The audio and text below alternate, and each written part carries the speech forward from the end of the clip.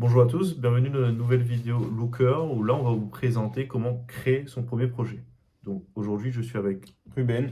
et Valentin du coup et on va vous présenter du coup comment créer son premier projet Looker de la vue, le modèle et l'explore. Alors, on va commencer d'abord avec la vue, Ruben, c'est ça? Alors, ouais, tout à fait. Alors, la vue, qu'est-ce que c'est qu'une vue déjà? Une vue, c'est votre table à proprement parler dans votre base de données. Donc, si on clique sur la vue en question, hop, là, on l'a déjà plus ou moins pré-rempli la précédente fois. Donc, une vue, ça se résume à d'abord une définition, comment vous voulez l'appeler. Donc, ça, c'est une définition personnelle, hein, vous l'appelez comme vous voulez. Ok. Ensuite, vous référencez ici le nom de votre table SQL, donc ici votre projet, le dataset ou le schéma, comme vous voulez, et enfin la table, sous ce format-là, bien précisément. Ici, dans notre cas, vu qu'on utilise les Quick Labs fournis par, donc l'instance Looker fournie par Google pour s'entraîner, on a créé une table, ce qu'on appelle une table dérivée, donc une fausse table, qui nous permet du coup, nous, d'avoir de la donnée en quelque sorte. Sans pour autant se connecter à une table précise en fait. Exactement. Ouais. Et maintenant, on va voir comment créer donc du coup ces premières colonnes, parce que c'est ça une vue, c'est définir ces colonnes. Donc par défaut, quand vous créez une vue sur Looker, vous avez la possibilité de créer une vue depuis une table. Ça, c'est un grand avantage puisqu'il vous génère automatiquement vos Dimensions et mesures pour chaque colonne. Exactement. Donc là, malheureusement, on ne peut pas le faire puisqu'on n'a pas de données à proprement dit, mais on va le faire, enfin on l'a déjà fait en fait, et on va juste vous montrer à quoi ça correspond. Donc là, je vais me permettre juste de recopier du code qu'on a fait, enfin qu'on n'aurait pas eu à faire puisque Looker nous l'aurait généré automatiquement. Donc là, ça c'est le code que Looker nous aurait généré. Donc comme vous voyez, on a ce qu'on appelle une dimension, donc une colonne qui n'est pas un agrégat, une colonne par défaut. Ça peut être une date, ça peut être une chaîne de caractères, ça peut être un nombre. En fait, vous avez tous les types possibles ici, inimaginables. Et, enfin là, il en manque, hein, vous pourrez cliquer ici pour avoir plus d'infos. Et enfin, vous avez ce qu'on appelle les mesures. Donc les mesures, ce sont les agrégations avec les différents types possibles. Donc là, on a mis des sums, mais vous aurez pu mettre des averages, des count, des count distincts, enfin bref, vous pouvez faire ce que vous voulez, et vous avez toujours la documentation. Ok. Donc là, on a mis ce qu'on appelle un value format name euro, c'est pour dire que ça sera des euros C'est dans un l'affichage. format, ouais, c'est le format, l'affichage, le chiffre d'affaires est affiché en euros. Et voilà. Donc maintenant, disons que là c'est les colonnes qui sont déjà définies dans notre table. Nous, ce qu'on veut faire, c'est qu'on veut rajouter une colonne qui n'existe pas, qui est un produit de deux colonnes. Donc nous, par exemple, on veut faire le montant de quantité, enfin le produit de chiffre d'affaires fois quantité vendue. Donc on va créer une nouvelle mesure. Comment ça s'appelle déjà ça, Valentin? Ça s'appelle Chiffre d'affaires divisé par quantité vendue. le chiffre d'affaires. Le prix unitaire par exemple. Ouais. Prix unitaire. Donc voilà, donc on répète à peu près la même forme, le même syntaxe. Oui. On dit que c'est un type de type number. Ok. Et ensuite, on vient écrire le SQL qui nous permet d'utiliser cette table. Alors, ce que vous pouvez voir ici, là, ce format-là, c'est un format JSON. Nous, on ne va pas utiliser le mot table. Du coup, on va utiliser autre chose. On va utiliser, en fait, le dollar. Le dollar, toujours, mais en spécifiant cette fois-ci le champ lookml à proprement parler. On peut le réutiliser et c'est ça tout l'avantage de Looker. Donc là, Ok. En fait, avant, tu définissais, tu référençais plutôt une colonne de la table. Là, Ouais. ce que tu références, c'est un champ de lookml. Tout à fait. C'est plus une notion de table. En fait, la notion de table sort, en fait, et du coup, tu pointes plutôt vers chiffre d'affaires.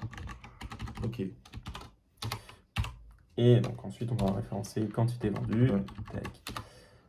Bon, on est d'accord, on aurait pu quand même le faire sur table, du coup. Sur table, tu veux dire? On aurait pu faire directement table quantité vendue. Mais là, tu pointes plutôt vers la colonne de la table. C'est ça. Comme ça, on réutilise les mêmes champs. Ok, ça marche. Vous avez vu, là, j'ai utilisé le mot SQL. Donc dans le SQL, en fait, là, il va nous compiler chiffre d'affaires. Donc en fait, il va nous remplacer chiffre d'affaires par table.quantité point chiffre d'affaires et table, point quantité Ok. vendue. Ouais, il référence en fait le champ LookML, puis pour aller dans le champ Ouais, en il va SQL. nous le retraduire en SQL Ok, juste ok, après. ok. Donc là, on peut se permettre d'écrire une fonction directement SQL pour cette partie-là. Ok. Donc là, maintenant qu'on a défini la vue, on a fait notre première mesure ou notre première dimension, on va maintenant passer à la partie Explore. Vas-y, Valentin. On va sauvegarder nos changements et Alors, qu'est-ce qu'on fait maintenant dans la partie Explore? alors, la partie Explore, en fait, c'est là le moment où on modélise un peu notre donnée. Alors, vu que nous, on n'a qu'une seule table, on va juste faire le reflet de cette table. Et ce qu'on va faire, c'est qu'on va appeler l'explore. C'est-à-dire, on va taper le paramètre explore. Ok. Où là, en fait, on va l'appeler par exemple sales, comme on a appelé le nom du fichier. Et en fait, on va pointer vers la vue qui correspond en fait à notre table sales, c'est-à-dire vers la vue viewLabel égale ViewName. pardon, oui, et égale à sales. Voilà. Juste un petit truc qu'on a oublié de faire aussi, c'est de mettre des includes. Ok. C'est quoi un include? Alors un include, c'est un import d'un projet, mais un import là dans notre cas nous d'un dossier, d'un répertoire. Là, on va import tous les éléments qui sont liés dans le répertoire view. Ok. En fait, c'est nécessaire. En fait, les répertoires en fait, sont un peu indépendants. Il faut les donner l'information de l'import, en fait, les dépendances, pour qu'ils puissent en fait se connecter entre eux. Voilà à peu près. Est-ce que c'est clair? Ouais. Ouais. Donc l'explore, pour ceux pour un petit rappel, c'est donc ce qui va nous permettre de définir le dashboard. C'est ça, oui. Alors là, on est dans un cas simple, du coup. Dans un cas simple, en fait, on a juste une seule table, une seule vue. En fait, dans le fichier Explore, parfois, on peut avoir plusieurs tables, où là, on veut faire des jointures avec. C'est à ce niveau-là, en fait, que cela va se faire. Là, par exemple, il y a le join. C'est l'endroit où on modélise notre donnée. On dit nos clés primaires, on va les joindre à ce niveau-là. Nos clés étrangères, on va les joindre à ce niveau-là, etc. Là, on est vraiment dans un cas simple. Du coup, on n'a qu'une seule vue. Du coup, on affiche que la vue sales. Là, si tu l'enregistres, du coup, Ok. ouais, On passe du coup au fichier modèle. voilà. Du coup, on a défini la vue, on a défini l'explore.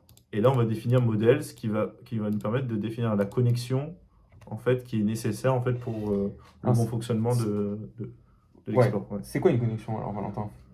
Bonne connexion. Bonne connexion. Bonne connexion. Bonne question, voilà. En fait, la connexion, en fait, ça va dire en fait dans quel projet vous allez pointer en fait lors de votre requête SQL. C'est-à-dire, je lance mon Explore, j'ai des requêtes derrière. Je dois dire en fait cette requête va être liée à quel projet de facturation, par exemple. Elle va être liée à quel projet aussi, notamment. Si on est d'accord. C'est tout à fait ça. Elle va être pointée directement sur votre base de données et au projet de facturation. C'est aussi l'occasion, enfin, pour ceux qui... Enfin, moi, je suis responsable de la partie administrative de mon instance. Et bien, c'est là où je vais définir mon compte de service qui va être responsable de mon projet de facturation.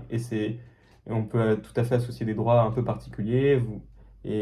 Par exemple, je pense qu'il y a un droit, c'est que si vous renseignez votre compte de service, vous êtes obligé de donner le droit de faire des requêtes SQL, sinon ça n'a pas de sens, typiquement.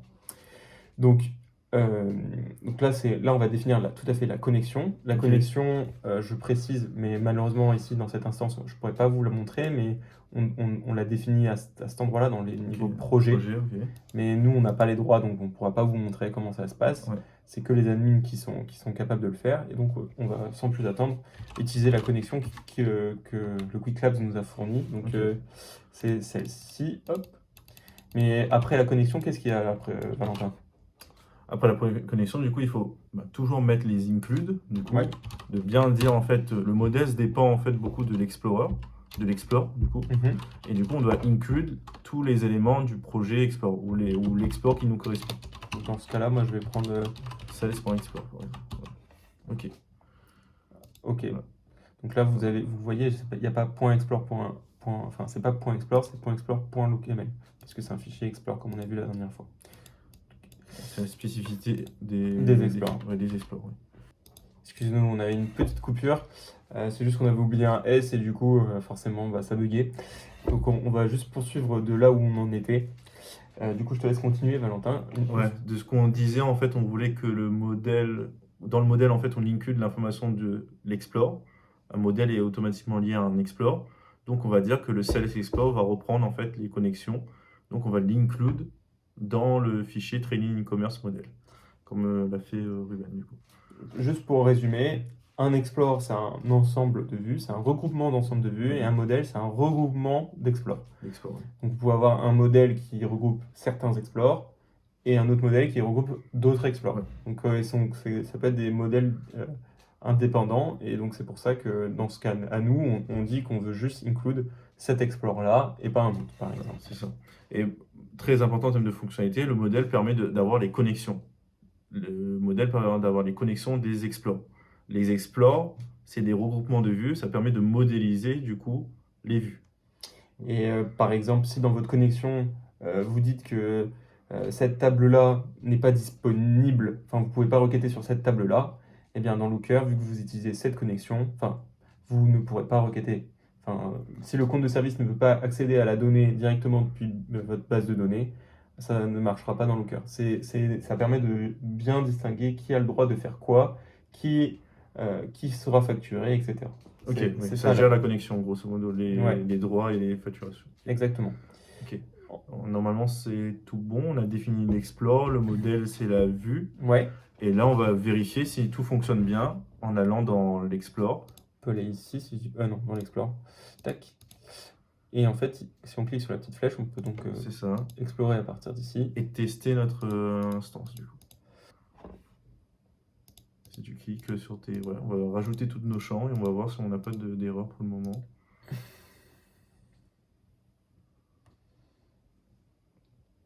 Bon, ça a l'air de fonctionner, tout fonctionne bien. Du coup, on a bien défini un peu nos vues, nos explores et nos modèles. Tout fonctionne bien. Notre code BookML fonctionne très bien. Et c'est ce qu'on va faire maintenant, c'est qu'on va juste vous montrer rapidement. Comme vous pouvez le voir ici, dans le menu Explorer, si on va dans notre on voit e-commerce training. Alors attendez, laissez-moi réactualiser cette page. Hop, si on va ici dans le menu Explorer, on voit training e-commerce et sales. Parce que c'est pas forcément ce qu'on veut nous comme affichage. Donc on va juste rajouter des labels pour Ok. juste vous montrer un exemple concret de ce que nous on aurait pu faire dans la création d'un projet. Donc par exemple, je sais pas, updated at, on va le renommer, on va lui dire qu'il s'appelle pas updated at, mais changement a, changement tout court. On s'en fiche, hein, c'est pas l'important. Le modèle, on va lui donner un label, on va lui dire vente. Ok. Et à l'explore, on va lui renommer, on va lui dire aussi vente magasin. Tac. Donc là, si on valide et qu'on regarde si on actualise la page Aussi, la page. et qu'on regarde ici, hop, on voit bien que les ventes, il y a un vente magasin et si on clique ici, on va aller dans l'explore. On voit bien, on voit plus updated at, mais on voit un changement qui est. Ok, du coup tu as fait plusieurs changements. En fait, tu as changé le nom du label dans les dimensions. Ouais. Et tu retrouves à ce changement A. Tu as changé. Est-ce que tu peux repartir sur les explores? Ouais. Sur plutôt les explores que Ah, tu pardon. affiches. Ouais. Là, tu as changé du coup vente, ça représente le modèle. Et là, ici, vente magasin représente l'explore.